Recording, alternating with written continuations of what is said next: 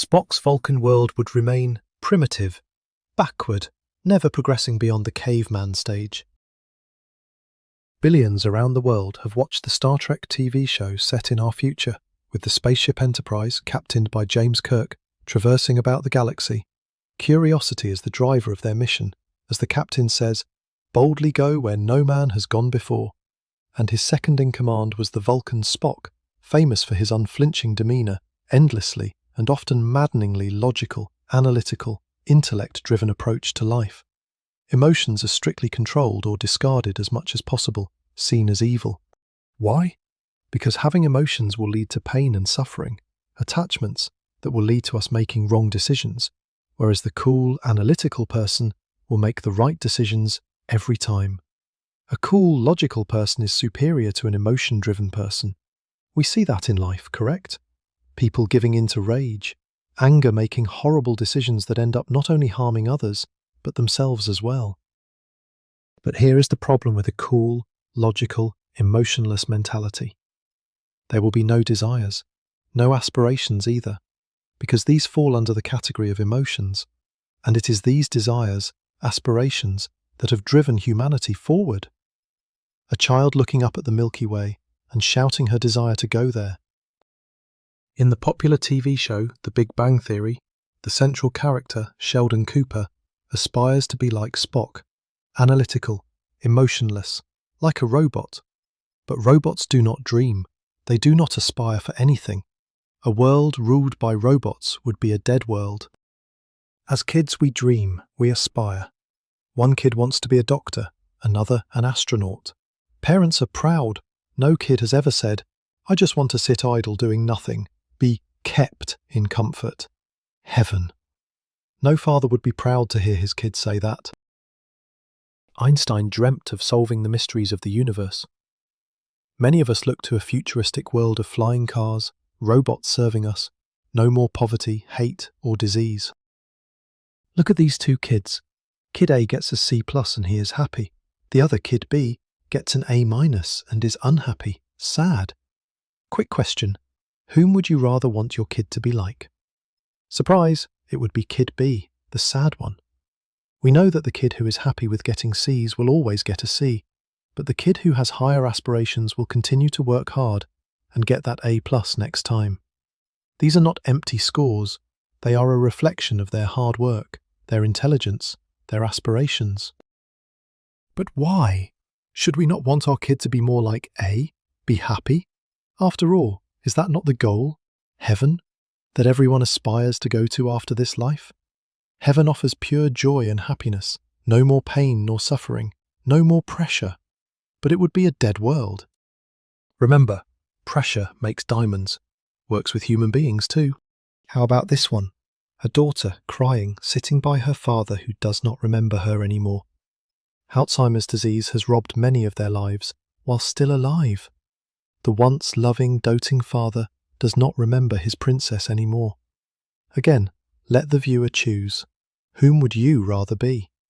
The father, who is blissfully unaware of the world around him, he is in no pain, he is not suffering. Heaven. Or the daughter crying over the loving father that no longer remembers her. Here is the difference between heaven and real life. And guess what? I bet most of you chose to be suffering daughter and not the father. That is the point that the Buddha missed. Hindus tried to teach him that his quest was futile. A world without pain and suffering would be a dead world, a happy one like heaven, but still a dead world going nowhere. Nothing ever changes. It would be like being trees we see in forests. 1,000,000 years from now, there will still be the same trees. The ants would still scurry around looking for food. For the lower life forms, life revolves around the 4 S's: safety, sleep, sustenance, and sex. Their lives revolve around these 4 and nothing beyond. Heaven, eternal life. This is the eternal life we were promised? Eternal, yes, but I wouldn't call this a life. But in the higher intelligence realms, as in the human world, we want more and we get both sides, like a coin. Joy and happiness on one side, pain and suffering on the other. One team wins, they shout and jump in glee, but on the other side are tears, pain and suffering. Night follows day. Good times do not last forever, but neither do the tough times. A factory worker named Norma Jean becomes the superstar called Marilyn Monroe, adored by billions of her fans. A frustrated wannabe actor who almost ended up as an extra becomes a superstar named Amitabh Bachchan. But then there is the other side, the failures who tried and tried but never made it. So many young men and women go to LA or Mumbai with big dreams of becoming a star, and so many end up with crushed dreams. John Stuart Mill put it best. He seemed to have best understood Hinduism. Better a Socrates dissatisfied than be a pig satisfied.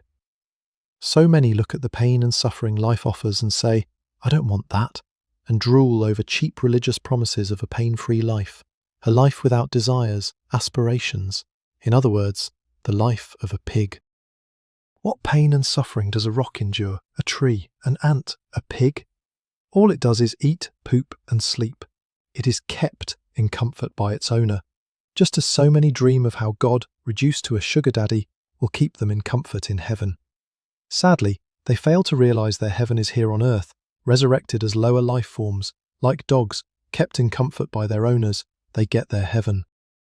At best, Spock's cool, endlessly logical, emotionless world would attain the progress of our medieval world, as they would see no reason to keep moving forward.